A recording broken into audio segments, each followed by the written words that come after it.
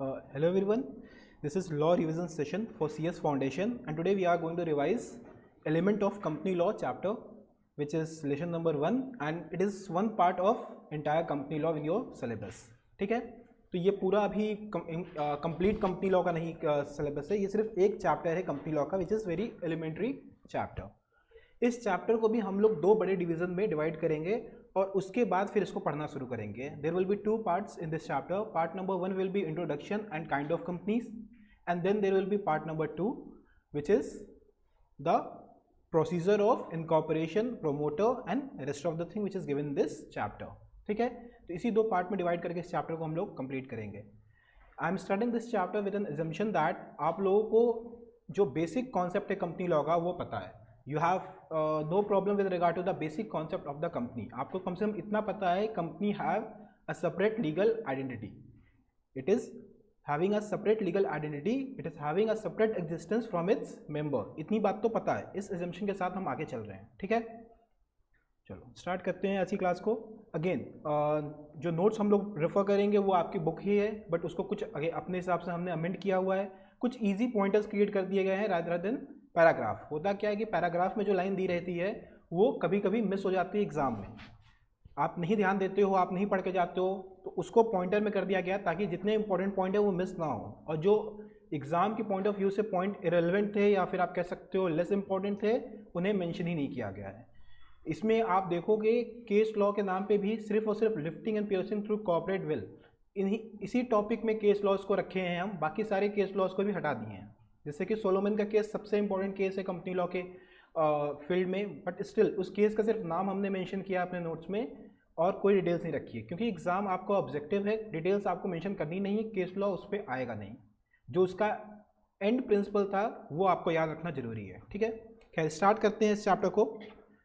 The first thing which you need to understand and remember is that the company word itself is derived from the Latin word which is com, which means with or together.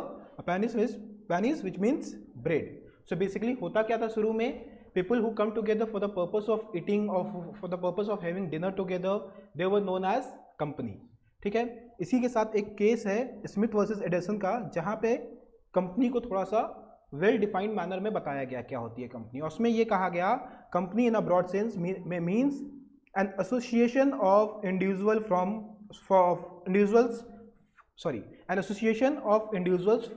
For some purpose. कुछ लोग आपस में एक साथ आएंगे for some specific purpose. Purpose कुछ भी हो सकता है, बिजनेस करना है, प्रॉफिट अर्न करना है, या फिर चैरिटी करनी है, किसी भी तरह का पर्पस हो सकता है according to Smith versus Edison. उसके बाद आप लोग सीधे आ जाओ इन लीगल सेंस वाले पॉइंट पे. इसके बाद यहाँ पे सिर्फ ये बताया है how a form of body corporate was develop, but it got the legal status, it got the legal existence by law only. India में 1956 का एक्ट था before the new act which is of 2013.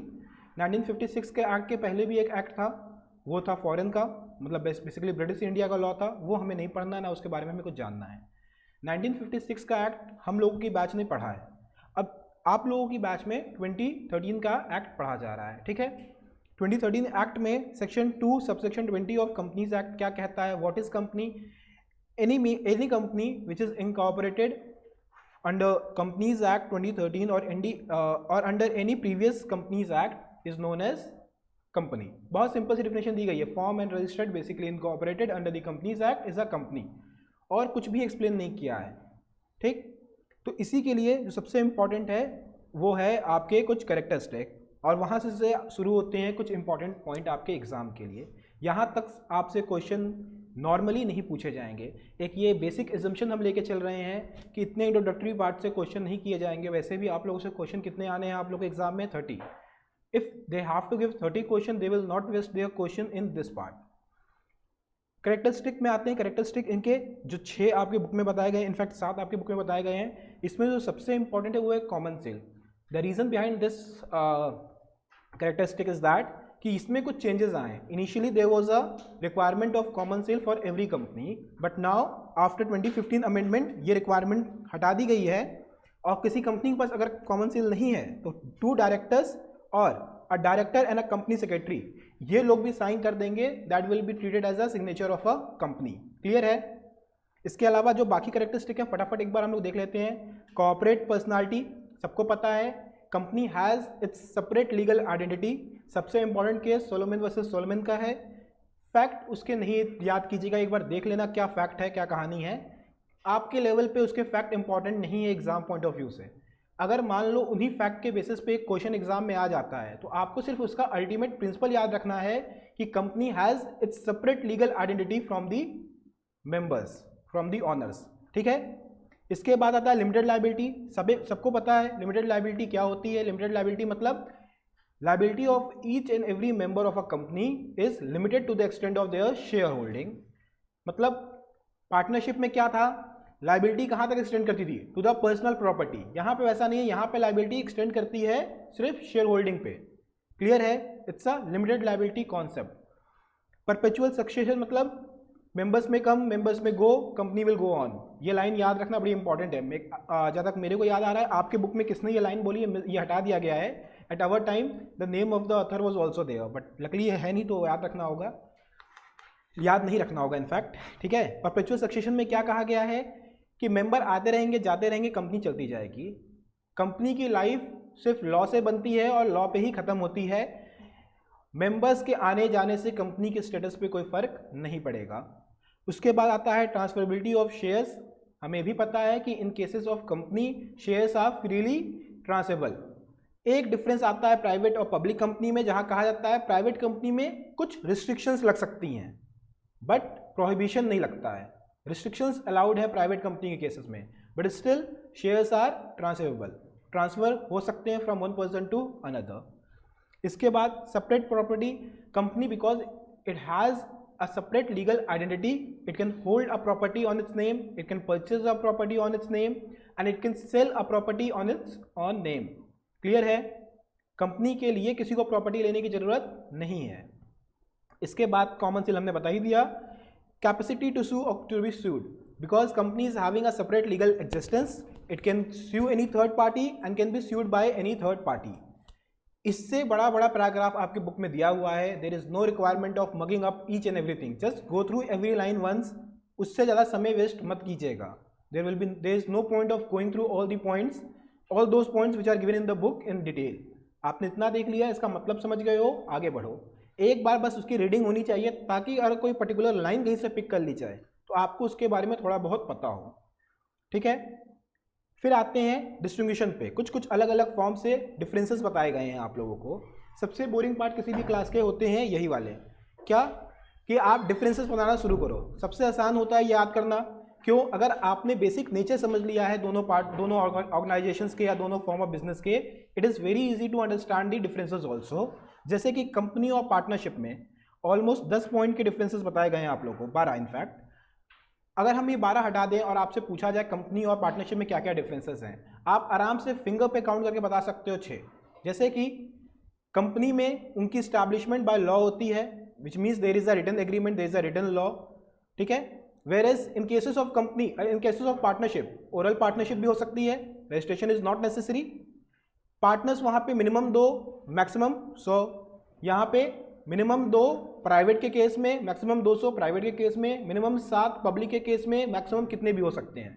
Liability partners की unlimited होती है, members की limited होती है। Members company में यूजली शेयर होल्डिंग के बेसिस पे चलते हैं, जबकि पार्टनर्स कैपिटल के शेयर पे चलते हैं। तो इस तरह करके अगर आप पॉइंट ढूंढोगे तो बहुत आसानी से आपको 12 पॉइंट मिल जाएंगे। रटने मत बैठ जाना, there is no point of setting down और फिर वो रट्टा मारना शुरू कर दो, गाना गाते हुए रट्टा मार। विश्वास मानो नंबर अच्छे तभी आएंगे जब आप इसका बेसिक नेचर समझ चुके होगे दोनों ऑर्गेनाइजेशंस का। ठीक है? तो कोशिश यही करनी है क्योंकि बेसिक एक्जिस्टेंस को समझ के आगे बढ़ेंगे।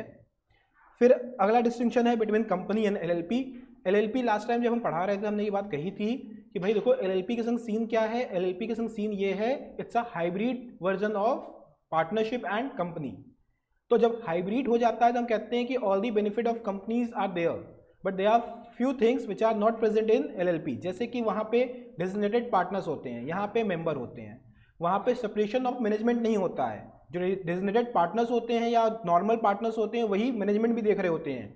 यहाँ पे शेयर होल्डर्स अलग होते हैं, बोर्ड ऑफ डायरेक्टर अलग से फॉर्म किए जाते हैं, उनकी ड्यूटीज उनकी लाइबिलिटीज अलग हो जाती है, ठीक है। एलएलपी एक्ट में गवर्न होता है, जबकि कंपनीज एक्ट 2013 में गवर्न होती हैं, ठीक है, क्लियर है।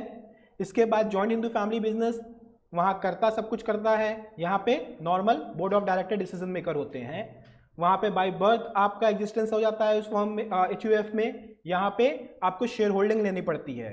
तो अगर आप बेसिक उसका नेचर जान रहे हो तो वो कितना आसान हो गया, बिना कुछ पढ़े आप आराम से 4-5 डिफरेंसेस हर पॉइंट पे बता सकते हो, ठीक है। इसी तरह कंपनी और क्लब में भी डिफरेंसेस होते हैं। क्लब में आपका क्या होता है, क्लब में फीस ली जाती है, जबकि कंपनी में there is a membership share holding.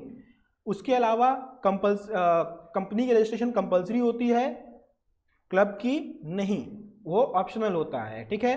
Club आप लोग भी मिलके बना सकते हैं, कंपनी बेसिकली ट्रेडिंग एक्टिविटीज के लिए बनती है और क्लब आप कह सकते हो लेजर टाइम एक्टिविटी के लिए बनता है।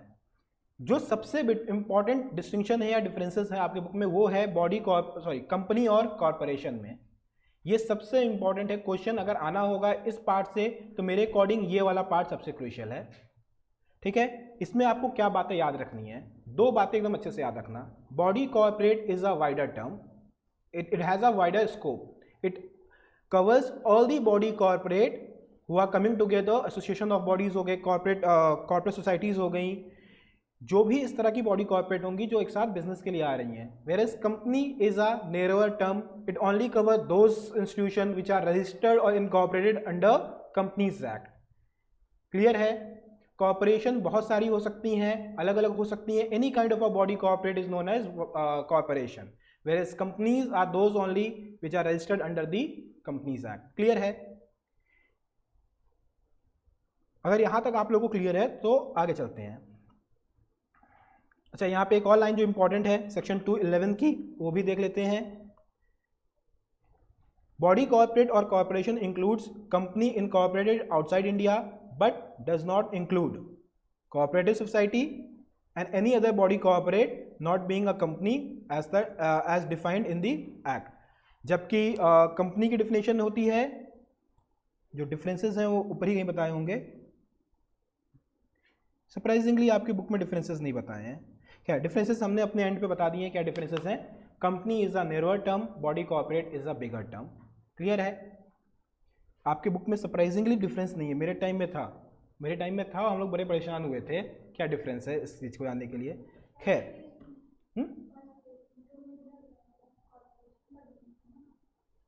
फर्स्ट पेज में जैसा कि एक स्टूडेंट ने बताया है, फर्स्ट पेज पे है, please go through that page, आपको मिल जाएगा। इनफैक्ट मैंने, अगर वो इंपॉर्टेंट पॉइंट होगा तो मैंने अपने नोट्स में भी मेंशन किया है।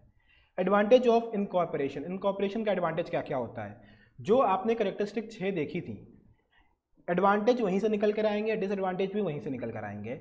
एडवांटेज क्या क्या है, corporate personality, it has a separate legal identity that so that it can, their existence can be legal in the eyes of law and they can enter into a contract, they can hold the property on their name, बहुत सारी चीज़ें वो खुद से कर सकते हैं।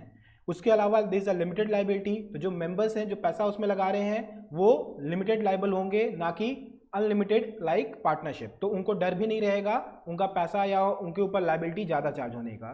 Perpetual succession होता है, ये लाइन इंपॉर्टेंट है, मेंबर में कम मेंबर में go but the company can go on for ever. ये एग्जाम में पूछ सकता है कि ये लाइन दे देगा और फिर पूछेगा कि this statement shows which of the following feature of the company, और फिर 4 ऑप्शन दे देगा, तो परपेचुअल सक्सेशन उसका करेक्ट आंसर होगा। इसके बाद ट्रांसफरेबल शेयर्स, इसमें सेक्शन 44 में कहा गया है कि शेयर और other interest of any member in a company shall B movable property, it can be easily transfer, ठीक है, in the manner provide by the article of company. फिर सेपरेट प्रॉपर्टी में क्या कह दिया गया है, कंपनी की प्रॉपर्टी का कोई मालिक नहीं होता है, कंपनी खुद उसकी मालिक होती है। कोई इंडिविजुअल ये नहीं कह सकता है कि इस प्रॉपर्टी मेरी है, ये प्रॉपर्टी के हम मालिक हैं। सारी प्रॉपर्टी के होल्डिंग किसके पास है, कंपनी के पास है, ठीक है, क्लियर है। The property of the company is not a property of the share holder. इस लाइन को ध्यान से समझ लेना, शेयर होल्डर कोई भी क्लेम नहीं कर सकता। अगर आपको कोई केस लॉ भी वहां बना के दे देता है एग्जाम में कि mister A who is the share holder of a company using the car of the company and representing that the car is his personal property, is the car his personal property? No, clear है। If a car which belongs to a company then the owner of the car is company itself. Clear है? इसके बाद capacity to issue और flexibility and autonomy. Flexibility and autonomy का मतलब ये होता है कि भाई देखो ऐसा है कि कंपनी में ऑनरशिप अलग होती है, कंट्रोल अलग होता है। Control can work according to the requirement of the company itself. Company में भी एमओए एओए बने रहते हैं जिसके अकॉर्डिंग कंपनी के जो बोर्ड ऑफ डायरेक्टर्स होते हैं उनको वर्क करना पड़ता है। शेयर होल्डर्स का एक्स्ट्रा इंटरफेरेंस नहीं हो सकता है। जो भाई मेमोरेंडम बना हुआ है हम तो उसके हिसाब से चलेंगे, ऑब्जेक्टिव जो भी ऑब्जेक्टिव वहाँ लिखा होगा, जो भी आर्टिकल में लिखा होगा। तो यहाँ पे ऑटोनॉमी और फ्लेक्सिबिलिटी दोनों होती है। फ्लेक्सिबिलिटी इस सेंस में होती है कि आप चाहो तो जब चाहो उसको चेंज कर सकते हो according to the need of the company. Clear है ये पॉइंट्स? कोई डाउट यहाँ तक? डिसएडवांटेज क्या क्या है? ऑब्वियस सी बात है, फॉर्मेलिटीज एंड एक्सपेंसेस बहुत ज़्यादा है in the formation of company. जब भी कंपनी फॉर्मुलेट होती है there are number of fees and there are number of forms which are required to be filled and submitted, which shows that there are number of formalities and expenses which are charged on the company. उसके अलावा corporate disclosure, by the law there is a requirement of corporate disclosure at the end of every year या at the end of any specified period. तो वहाँ पे क्या होता है कि आपका डिस्क्लोजर बहुत ज़्यादा होता है, सिक्योरिसी बहुत कम होती है। Separation of control from ownership, जब आप उस कंपनी में पैसा लगा रहे हो तो सिर्फ आप पैसा लगा रहे हो, आपके पास कहीं से भी कंट्रोल करने की पावर नहीं आती है। आपके पास सिंपल कौन सी पावर आती है? सिर्फ ऑनरशिप की, मतलब शेयर होल्डिंग की। इसके अलावा है greater social responsibility, corporate social responsibilities जैसे कि कॉन्सेप्ट है, आई थिंक सेक्शन 135 है, but again if I am wrong please correct मी। उसके अलावा और भी बहुत सारे प्रोविजंस है जहाँ पे कहा गया है कंपनीज को बहुत सारी सोशल रिस्पॉन्सिबिलिटीज को भी फुलफिल करना पड़ेगा। प्रोविजंस और लॉस को किनारे रख दिया जाए तो एक मॉरल ड्यूटी भी होती है, company uses the resources of the society and that's why they need to pay back to the society in the form of corporate social responsibility. इसके अलावा ग्रेटर टैक्स बर्डन, कंपनीज पे कुछ cases में ऐसा होता है कि टैक्स ज़्यादा चार्ज होता है, कम चार्ज नहीं होता है, ज़्यादा उनसे पैसे लिए जाते हैं। In fact even in a normal cases also company की अर्निंग पर 30% का टैक्स लगता है, if I am not wrong. Again check the rate, tax rate again. तो वहाँ पे क्या हो रहा है कि even if a company is not earning more it required to pay the tax at the higher rate. उसके बाद आता है detail winding up procedure. Partnership को बंद करना है, पार्टनरशिप ब्रेक करो, अपने एक पार्टनर अपने घर, दूसरा पार्टनर अपने घर, खत्म। जबकि कंपनी में ऐसा नहीं होता है, there is a detail procedure of winding up. ठीक है, बहुत डिटेल प्रोसीजर है, चाहे आप वॉलंटरी वाइंडिंग अप कर रहे हो, चाहे आप कंपल्सरी वाइंडिंग अप कर रहे हो, चाहे आप लिक्विडेटर को अपॉइंट कर रहे हो खुद से, चाहे कोर्ट अपॉइंट कर रही हो, there is a very detail procedure of winding up. ऐसा नहीं है कंपनी फटाक से बंद हो जाती है। तो ये इसके कुछ ड्रॉबैक हैं। इसके बाद आते हैं लिफ्टिंग और piercing through corporate veil. This will be again the part A of this class, ताकि आपको अंडरस्टैंडिंग रहे कि ये भाई इंट्रोडक्शन में ही आ रहा है एक तरह से। लिफ्टिंग ऑफ और पियर्सिंग द कॉर्पोरेट वेल का मतलब क्या है? सिंपल सी बात है, there is a corporate person, ठीक है, here one person is a corporate identity, sorry, this is one person who is shareholder, then there is company, इनके बीच में एक कॉर्पोरेट वेल है। कंपनी की अपनी खुद की एग्जिस्टेंस है in the eyes of law, ये लीगल पर्सन है और ये नेचुरल पर्सन है। बात समझ में आ रहा है? बट कुछ ऐसे केसेस होते हैं जहां पे लॉ ये कहता है कि भाई जो ये पर्दा है, ये पर्दा उठ जाएगा। और क्यों उठेगा? अगर ये शेयर होल्डर इस कंपनी का मिसयूज, अगर हम एक सिंपल सा वर्ड यूज करें, बाकी उसमें केसेस दिए हुए हैं 7 अलग अलग, मिसयूज कर रहा है, he is misusing the corporate veil for the purpose of which are defined, मतलब फ्रॉड है और बहुत सारी एनिमी कैरेक्टर है, बहुत सारी चीजें हैं। तो वहां पे वो कॉर्पोरेट विल हट जाएगा और जो उस कंपनी के पीछे ओरिजिनल बंदा है उसको देखा जाएगा डायरेक्टली। मतलब rather than creating the liability on the corporate person, the liability will be created on the shareholder. Clear है? ये होता है कॉन्सेप्ट लिफ्टिंग और पियर्सिंग थ्रू कॉर्पोरेट विल। समझ में आ रहा है ये क्या कॉन्सेप्ट है? अब किस किस केस में ये होगा? Case number 1, fraud and improper conduct. whenever company is doing any kind of a fraud or its conduct is very improper, court will uplift the corporate will और कहेगी क्या? शेयर होल्डर्स को पकड़ो या डायरेक्टर्स को पकड़ो जो उस कंपनी के पीछे असली गुनहगार हैं। ठीक है, इसके बाद अगला केस क्या है, अगला पॉइंट क्या है या अगला सिचुएशन क्या हो सकता है? रियली एन एजेंसी और ट्रस्ट ऑफ समवन एल्स। मतलब क्या? कंपनी किस लिए बनी है? सिर्फ अपनी आइडेंटिटी छुपाने के लिए। In reality they are the, किसी का फोन बजा है, हो गया। अरे भारत बंद है, आज किसका फोन आ रहा है? हे भगवान, मतलब रिचार्ज का मैसेज आता है तुमको इस तरह। खैर कोई बात नहीं, यूट्यूब पे जा रही है तो अपनी टॉप सीक्रेट रिचार्ज में ही खत्म कर देनी चाहिए। रियली एन एजेंसी और ट्रस्ट ऑफ समवन एल्स, यहाँ क्या कहा गया है कि जो ये कंपनी होती है अगर वो किसी और की ट्रस्ट या एजेंसी है, बेसिकली अपनी आइडेंटिटी छिपा रही है और वो एक्चुअल में किसी की एजेंट बन के काम कर रही है यहाँ पे, तो वहाँ पे भी कॉर्पोरेट विल को अपलिफ्ट कर दिया जाएगा और देखा जाएगा उसके पीछे कौन पर्सन है। इसका इनफैक्ट जो ये केस है आरजी फिल्म लिमिटेड का, ये केस एग्जाम में 2-3 बार आया भी हुआ है डिट्टो एग्जाम्पल के साथ, तो इस केस को अच्छे से समझ लेंगे। कोई ऐसा है क्लास में जिसको ये केस नहीं पता है? बहुत सिंपल सा केस है। एक कंट्री में एक कंपनी काम कर रही थी, उस कंट्री में दूसरे जिस कंट्री की वो कंपनी बनी हुई थी उस कंट्री को लोगों को आने को मना हो गया। तो यहाँ पे इसने कहा भाई कंपनी तो यहाँ रजिस्टर्ड हुई है बट जो उसके पीछे इंडिविजुअल था वो कहाँ का था? वो दूसरे कंट्री का था। तो वहाँ पे कॉर्पोरेट विल अपलिफ्ट कर दी गई to see the true character of the company. Case याद है ना, हमने बहुत ब्रीफ में बहुत रफ में बताया है ये केस, कोई डिटेल में हम नहीं जा रहे। चेहरे देख के लग नहीं रहा है बट क्योंकि दीक्षा ने कह दिया है कि आप लोग के चेहरे ही ऐसे हैं तो हम इसका एजम्पशन ले रहे हैं कि आपको लोग समझ में आ रहा है ये केस। कोई ऐसा है जिसको केस नहीं आता ये वाला? An American company produced a film in India technically in the name of British company। India में वो किस नाम पे काम कर रहे थे? ब्रिटिश कंपनी के नाम पे काम कर रहे थे। 90% of whose share capital was held by a president of American company। आप समझ रहे हो, एक अमेरिकन कंपनी के एक प्रेसिडेंट थे, उनका 90% शेयर था ब्रिटिश कंपनी में। कहने के लिए जो इंडिया में कंपनी काम कर रही थी वो कहाँ की थी? ब्रिटेन की थी, मगर उसमें 90% शेयर होल्डिंग किसके पास थी? अमेरिका वाले के पास थी। ठीक है। Which finance the production of film. Board of trade refuse to register the film as a British film on the ground that English company acted mainly as an nominee of American corporation. यहाँ पे British company के नाम से उसको register करने से मना कर दिया गया। क्या कह के कि भैया ब्रिटिश की सिर्फ कंपनी है, लोग तो सब अमेरिका वाले हैं। क्लियर है कि नहीं क्लियर है? पक्का? फिर आता है अगर there is a conflict with public policy, in that case also corporate will be uplifted. ठीक है। इसका एक सबसे अच्छा एग्जाम्पल एनिमी कंट्री का है। Let's say if any country who is working in India, जिसके शेयर होल्डिंग किसके पास है?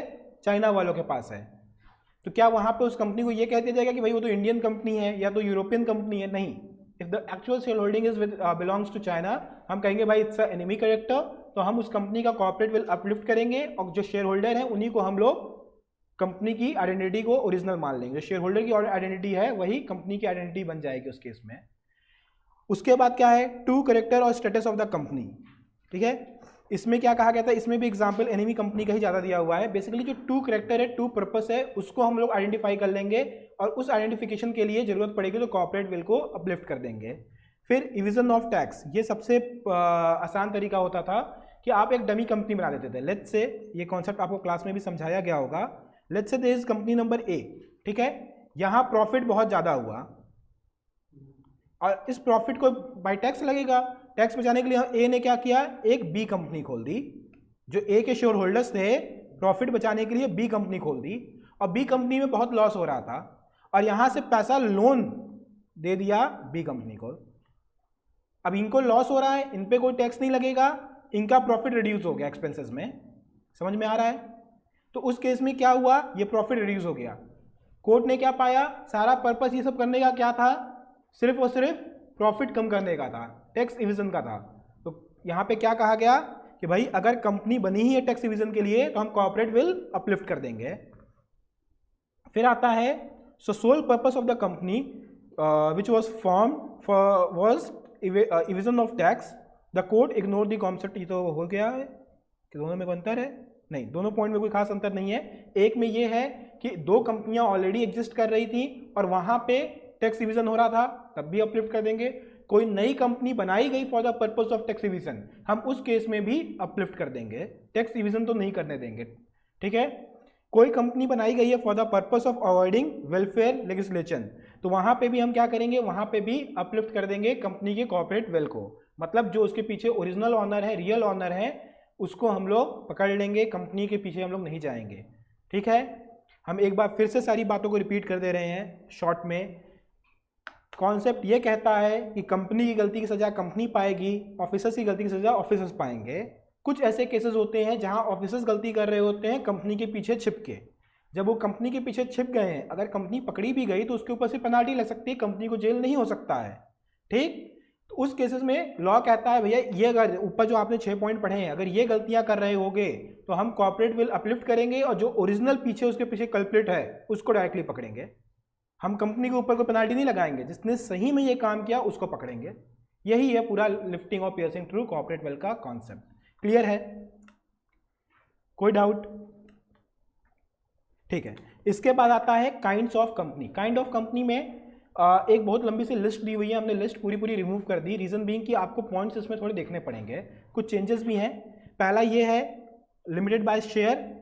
लिमिटेड बाय शेयर मतलब there will be a share capital in a company and every share holder will have a liability to the extent of their share holding. फिर limited by guarantee. Guarantee में क्या होता है, basically कुछ company ये कह देती है कि भाई ऐसी बात है कि जो भी मेरी लायबिलिटी है, जो भी मेरे चार्जेस हैं, ठीक है, at the time of companies नहीं, शेयर होल्डर्स, कुछ शेयर होल्डर्स ये कह देते हैं भाई जो भी मेरी liability at the time of winding up हम उसको पे करेंगे, मेरी गारंटी। समझ में आ रहा है? हम कहते हैं कंपनी अगर वाइंड अप हो रही होगी और उसको पैसे की जरूरत होगी तो हम देंगे। This is a guarantee which is taken by the share holders on the behalf of company. इस तरह की कंपनीज में शेयर होल्डर की लायबिलिटी कब अराइज होती है, जब एक्चुअल में वाइंड अप होता है। वाइंड अप नहीं हो रहा है तो जो मेंबर्स बाय गारंटी हैं उनको हम लोग बुलाएंगे भी नहीं।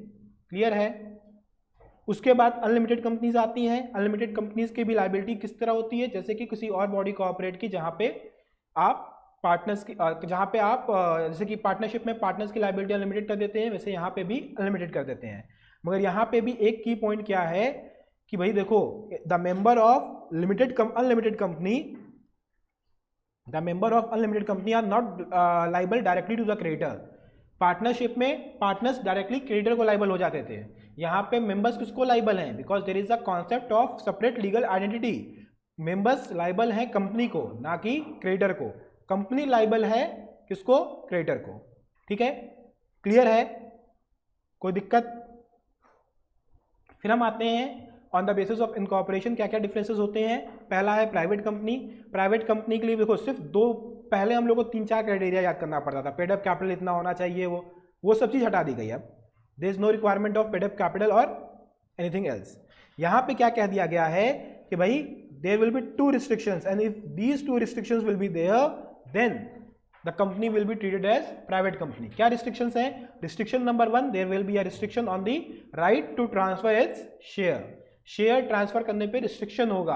आई रिपीट, रिस्ट्रिक्शन होगा, प्रोहिबिशन नहीं होगा। बच्चे एग्जाम में ये जब ऑप्शंस आते हैं रिस्ट्रिक्शन और प्रोहिबिशन में, बच्चे बहुत बार प्रोहिबिशन गलती से टिक कर देते हैं। आप लोगों को वर्ड बड़े ध्यान से देखना है, रिस्ट्रिक्शन है।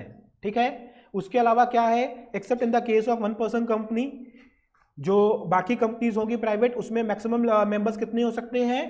200। ठीक है, ये अपर लिमिट है, उससे ज्यादा नहीं हो सकते हैं प्राइवेट कंपनी में। ठीक है, ये जॉइंट शेयर होल्डिंग की बात है। जॉइंट शेयर होल्डिंग में क्या कहा गया है कि भाई अगर एक ही शेयर को कई लोग मिलकर रखे हुए हैं, उनको एक ही शेयर होल्डर माना जाएगा। ठीक है, where 2 or more person holding 1 or more share in a company jointly, they shall for the purpose of this clause will treated as a single member. ठीक है, जॉइंट होल्डिंग जब भी रहेगी वो एक ही माना जाएगा, उनको वोटिंग पावर भी एक ही मिलेगी, 2 वोट उनको नहीं मिलते हैं। इसके अलावा क्या है, share holding bye a person in employment, जो भी इंसान एम्प्लॉयमेंट में होगा और शेयर होल्डिंग रखा होगा, चाहे वो जॉब करते समय एम्प्लॉयमेंट में हो, कोई क्वेश्चन है? ठीक है, चाहे वो एम्प्लॉयमेंट में हो, चाहे वो कभी पहले रहा हो, ठीक है, और उसके पास शेयर होल्डिंग है, उसको भी हम लोग इंक्लूड नहीं करेंगे in case of counting the number of member. ठीक है, joint holder single vote, single member माने जाएंगे। एम्प्लॉयमेंट वाले जो शेयर होल्डर जो एम्प्लॉयमेंट में थे और शेयर होल्डिंग पा गए थे, उनको भी हम लोग मेंबर नहीं मानेंगे। क्लियर है? Is that clear? इसके अलावा एक और रिस्ट्रिक्शन, बड़ी इंपॉर्टेंट रिस्ट्रिक्शन प्राइवेट कंपनी में लगी है, prohibit any kind of an invitation to public.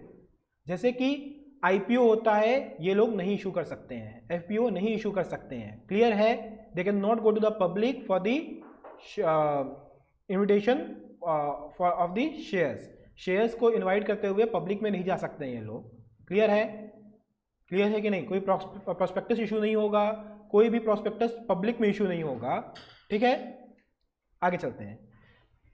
जो भी प्राइवेट कंपनीज होंगी उनके नाम के पीछे प्राइवेट लिमिटेड लगा रहेगा, और जो मिनिमम पेड अप कैपिटल की रिक्वायरमेंट थी उसको रिमूव कर दी गई है by 2015 amendment act. I hope आप सब लोग ये चीज़ें पढ़े होंगे। पब्लिक कंपनी में क्या है? बहुत सीधी सी डिफिनेशन है। What is public company? A company which is not a private company is a public company. खत्म। ठीक है, minimum paid up share capital यहाँ भी रिक्वायरमेंट हटा दी गई है। तो सिर्फ एक ही लाइन याद रखना है, क्या? पब्लिक कंपनी क्या है? जो भी प्राइवेट कंपनी नहीं है वो पब्लिक कंपनी है। ठीक है। Subsidiary of a company not being a private company shall be deemed to be a public company. देखो, कोई भी पब्लिक कंपनी की सब्सिडरी, ठीक है, subsidiary of a company not being a private company will be deemed to be a public company even where subsidiary company continue to be private company. Subsidiary company private company होगी भी, क्योंकि अगर वो public की subsidiary हो गई है तो वो फिर क्या हो जाएगी? Public company. ठीक है, क्लियर है?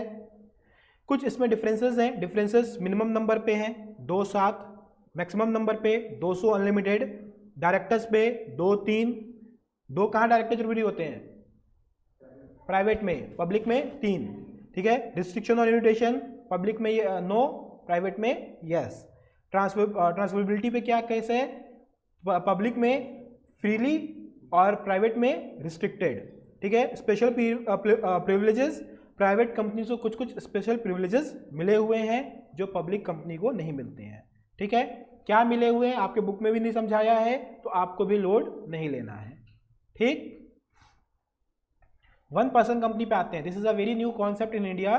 In fact this concept was suggested in J Irani report. 2004 की जो रिपोर्ट जे ईरानी की थी, आप लोग पढ़ेंगे नहीं पढ़े इस रिपोर्ट के बारे में?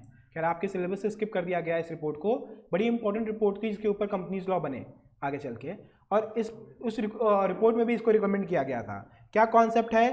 कंपनी में सिर्फ एक मेंबर होगा। बेसिकली कंपनी की ओरिजिनल डेफिनेशन क्या थी? Coming together for having a lunch, मतलब there should be person more than 2, at least 2 or more than 2। But यहाँ पे 1 पर्सन कंपनी कॉन्सेप्ट में क्या कह दिया गया? Single member can constitute a company. The entire idea of formulating this company was to promote companies at the level of small entrepreneurs and small business houses. जो बहुत छोटे छोटे बिजनेसमैन थे, उनके लेवल पे कंपनी को प्रमोट किया जा सके। ठीक है भाई, वो 2 मेंबर नहीं ढूंढ पाते थे, आप सिंगल पर्सन बन के कंपनी बना लो। ठीक है, इसके लिए रिक्वायरमेंट क्या है? जो 1 पर्सन कंपनी का मेंबर होगा will be a natural person and will be an Indian citizen resident in India. Resident in India का मतलब क्या है? प्रीसीडिंग फाइनेंशियल ईयर में कितने दिन रहा हो? 182 दिन या उससे ज्यादा। ठीक है, बहुत आसान है, 182 या उससे ज्यादा, बस याद रखना। उसके अलावा और क्या है? Eligible to be incorporate 1 person company, nominee of a sole member.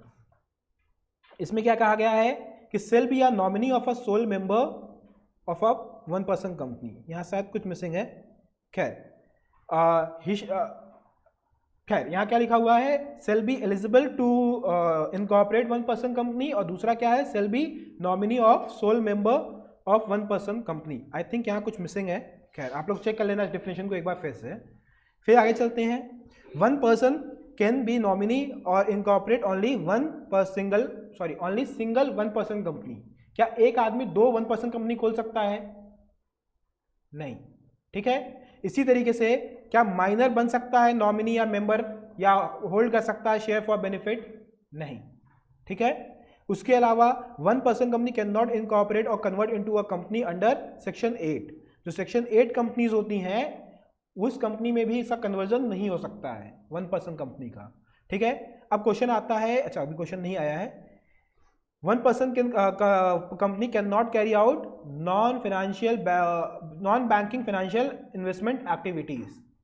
वो नॉन बैंकिंग फाइनेंशियल एक्टिविटीज को भी कैरी ऑन नहीं कर सकते हैं। इसके अलावा क्या है?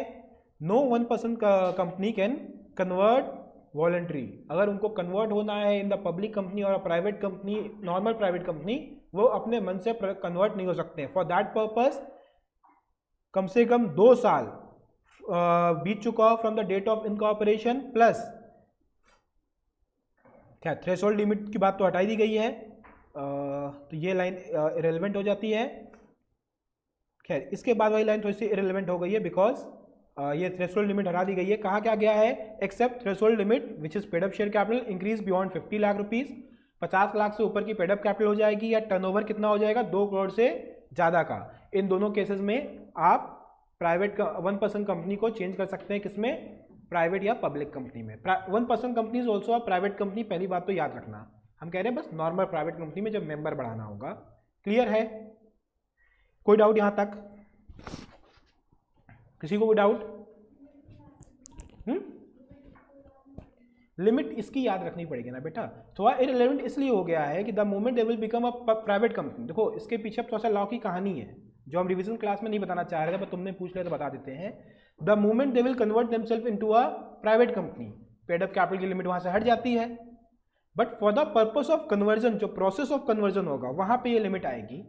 तो इसीलिए जब कन्वर्जन पढ़ रहे हो या कन्वर्जन पे क्वेश्चन आएगा तो ये लिमिट कंपलसरी है, याद करना।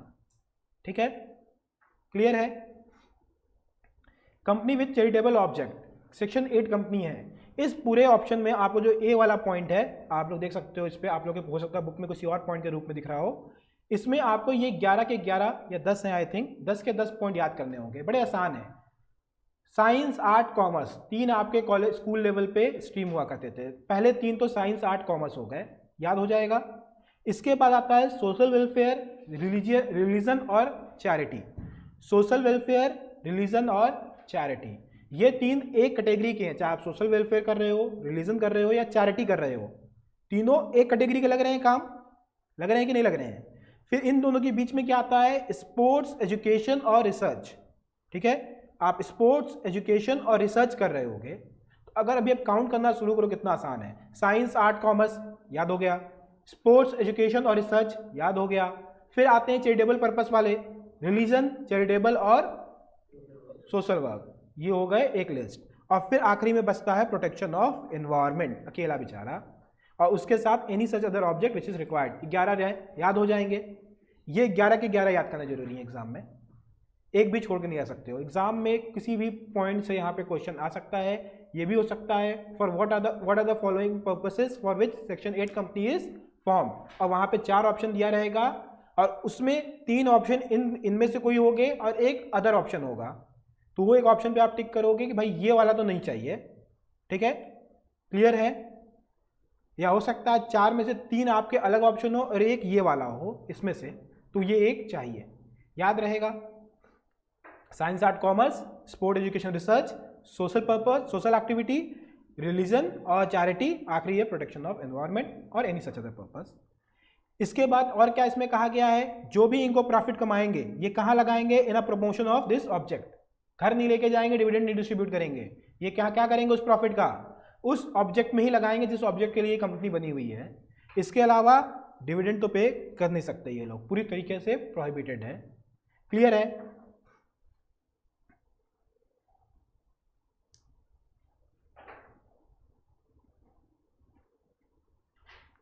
इसके बाद गवर्नमेंट इनको अलाउ कर सकती है लिमिटेड या फिर प्राइवेट लिमिटेड के बिना भी ये काम करें, बिना वर्ड प्राइवेट लिमिटेड या प्राइवेट लिमिटेड लगाए ये अपना काम चला सकते हैं। इनको कोई कंपल्सन नहीं है कि लिमिटेड या प्राइवेट लिमिटेड लगाया जाए। ठीक है, क्लियर है यहाँ तक। फर्म में be a member of section 8 company, और इसके अलावा ये लोग अपना प्रोविजन अंडर MOA और AOA can not alter, they can alter only by the previous approval of central government. Central government की प्रीवियस अप्रूवल लेंगे और उसके बाद ही अमेंड कर पाएंगे। क्लियर हो रहा है यहां तक। रिवोकेशन ऑफ लाइसेंस ये बाय होना चाहिए by central government on contravention of law and, देखो कब कब इनका लाइसेंस कैंसिल होगा, 3 ग्राउंड बताए गए हैं। Contravention of law 1, fraudulent conduct 2, conduct is prejudice to public interest 3। इन 3 ग्राउंड पे सेक्शन 8 कंपनीज का लाइसेंस कैंसिल भी किया जा सकता है। क्लियर है, इज दैट क्लियर, पक्का। Where a licence is revoked central government में by order if satisfied in that it is essential for the public interest, winding up भी कर सकते हैं। अगर लाइसेंस रिवोक हो गया, इनका वाइंडिंग अप कौन करवाएगा, सेंट्रल गवर्नमेंट करवाएगी। क्यों करवाएगी, अगर वो पब्लिक इंटरेस्ट में होगा। क्लियर है, याद रहेगा ये पॉइंट। वाइंडिंग अप नहीं करवा रही है तो क्या अदर ऑप्शन है? It can be amalgamated with another company. Clear है? कोई डाउट? एक बहुत ही इंपॉर्टेंट क्वेश्चन जो आपका आ सकता है स्मॉल कंपनी से, इसलिए इसको देखेंगे। कुछ लिमिट में चेंज है। लिमिट में चेंज क्या है? पहली लिमिट जो है पेड अप शेयर कैपिटल की not more than 50 lakh as it is है। एनुअल टर्नओवर 2 करोड़ का एज इट इज है। बट यहाँ पे एक चेंज आता है, higher amount which may be prescribe.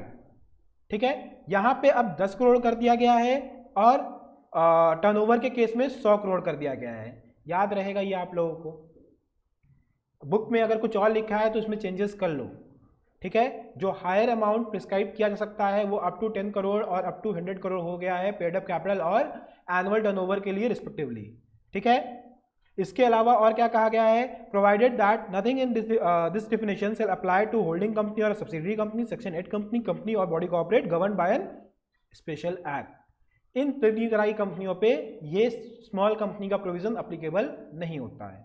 ठीक है, फिर आती है गवर्नमेंट कंपनी। सिर्फ एक लाइन याद रखनी है। क्या एक लाइन याद रखनी है? Not less then 51%। क्या मोर देन 50% लिखा है यहां पे? नहीं, यहां क्या लिखा है? Not less then 51%। एग्जाम में ऑप्शन में इस तरह घुमाएगा आपको, मोर than 50%, less than 50%, more than 51%, not less then 51%। Not less then 51%, 51 या उससे ज्यादा होना चाहिए मतलब। क्लियर है? 50.5% शेयरिंग गवर्नमेंट के पास है। वैसे तो पॉइंट में हो नहीं सकते हैं, बट लेट्स से 50.5 है, क्या उसको वैलिड माना जाएगा, गवर्नमेंट कंपनी माना जाएगा? नहीं, 51 तो होने ही चाहिए। दूसरा जो है पॉइंट है वो 3 अलग अलग केसेस में आपके बुक में दिया हुआ है। हम कह रहे हैं एक केस याद करो। क्या केस याद करो? जो भी गवर्नमेंट कंपनी में मेंबर होगा, चाहे वो सेंट्रल गवर्नमेंट हो, स्टेट गवर्नमेंट हो या फिर सिर्फ स्टेट गवर्नमेंट हो। ठीक है, मतलब सेंट्रल सिर्फ हो, सेंट्रल स्टेट मिलके लिए हो या फिर सिर्फ स्टेट हो। ठीक, इन तीनों केसेस में क्या करना पड़ेगा? अगर सेंट्रल गवर्नमेंट है तो पार्लियामेंट में, स्टेट गवर्नमेंट है तो स्टेट लेजिस्लेचर में, मतलब असेंबली में या काउंसिल में, दोनों हाउसेस में इनको रखनी पड़ेगी एनुअल रिपोर्ट। एनुअल रिपोर्ट कौन प्रिपेयर करेगा इनकी? CAG, controller and auditor general of India. सिर्फ इतने ही 4 पॉइंट यहां याद रखने हैं, उतने बड़े पैराग्राफ में और कुछ रटने मत चले जाना, अपना दिमाग का यूज करना। अगर स्टेट गवर्नमेंट है तो कहां प्रेजेंट करेगी? विधानसभा में, विच इज स्टेट लेजिस्लेशन या लेजिस्लेटिव असेंबली। ठीक है, लेजिस्लेटिव असेंबली। लेजिस्लेटिव काउंसिल भी कुछ स्टेट्स में होते हैं, जहां जहां लेजिस्लेटिव काउंसिल्स होते हैं वहां पे लेजिस्लेटिव काउंसिल में भी रखनी पड़ेगी। सिर्फ 6 स्टेट में लेजिस्लेटिव काउंसिल है। ठीक है, अगर सेंट्रल गवर्नमेंट को कहां रखेगी?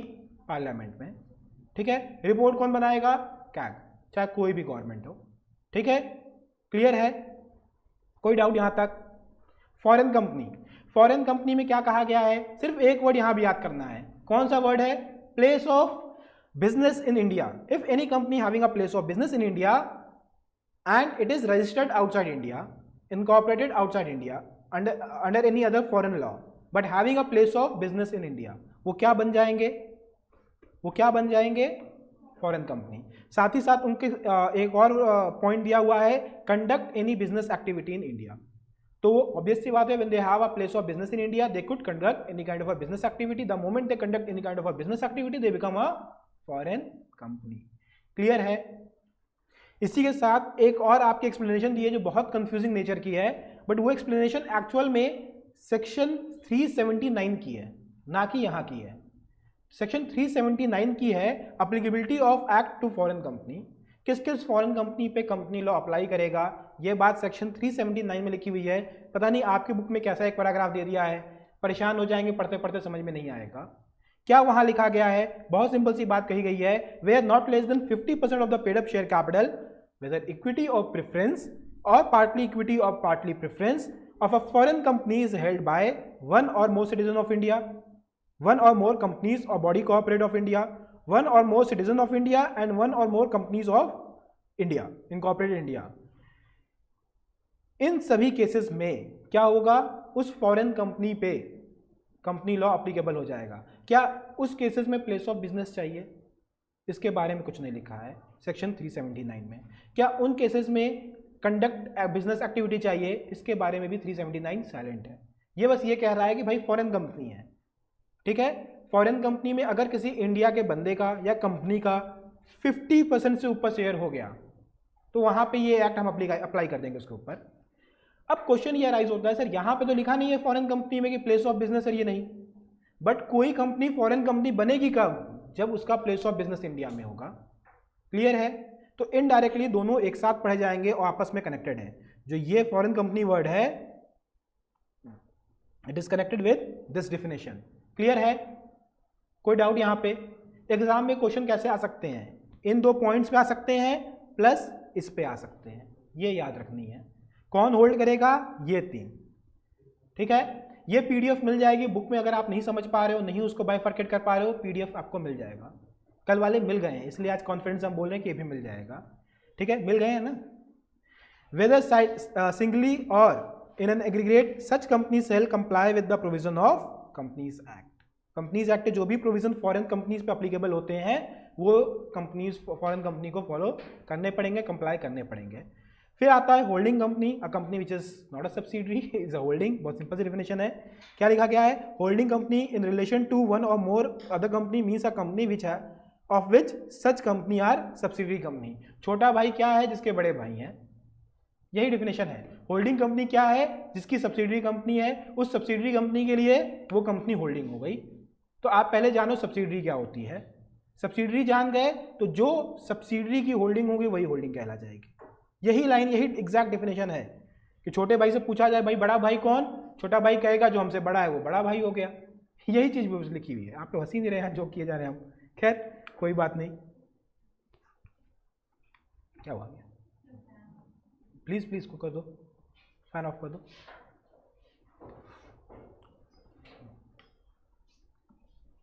हो गया है।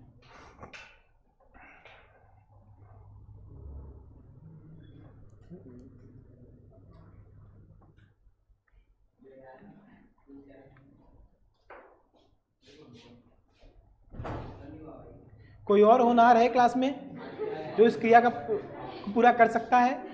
4 बटन है बेटा, सबको घुमा के 0 पे कर दो तो बैठ जाओ, देखो सब 0 पे हो जाएंगे।